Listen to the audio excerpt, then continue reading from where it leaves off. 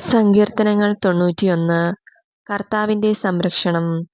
അത്യുന്നതത്തിന്റെ സംരക്ഷണത്തിൽ വസിക്കുന്നവനും സർവ്വശക്തന്റെ തണലിൽ കഴിയുന്നവനും കർത്താവിനോട് എന്റെ സങ്കേതവും എന്റെ കോട്ടയും ഞാൻ ആശ്രയിക്കുന്നു, എന്റെ ദൈവമെന്ന് പറയും. അവിടുന്ന് നിന്നെ വേടന്റെ കെണിയിൽ നിന്നും മാരകമായ മഹാമാരിയിൽ നിന്നും രക്ഷിക്കും. തന്റെ തൂവലുകൾ കൊണ്ട് അവിടുന്ന് നിന്നെ മറച്ചുകൊള്ളും.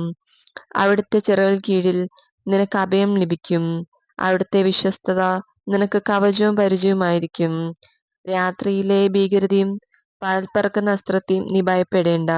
ഇരുട്ടിൽ സഞ്ചരിക്കുന്ന മഹാമാരിയും നട്ടുച്ചയ്ക്ക് വരുന്ന വിനാശത്തെയും നീ പേടിക്കേണ്ട. നിന്റെ പാർശ്വത്തിൽ 1000 മരിച്ചു വീണേക്കാം, നിന്റെ വലത്തുവശത്ത് 10,000 എങ്കിലും നിനക്കൊരനർത്ഥവും സംഭവിക്കുകയില്ല. ദുഷ്ടരുടെ പ്രതിഫലം നിന്റെ കണ്ണുകൾ കൊണ്ട് തന്നെ നീ കാണും.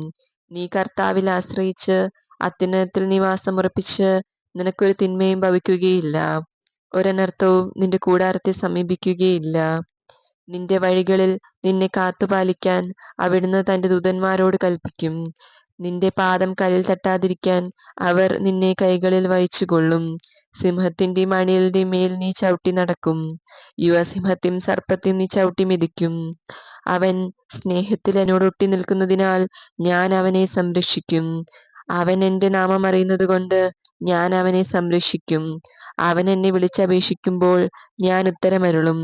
അവന്റെ കഷ്ടതയിൽ ഞാൻ അവനോട് ചേർന്ന് നിൽക്കും. ഞാൻ അവനെ മോചിപ്പിക്കുകയും മഹത്വപ്പെടുത്തുകയും ചെയ്യും.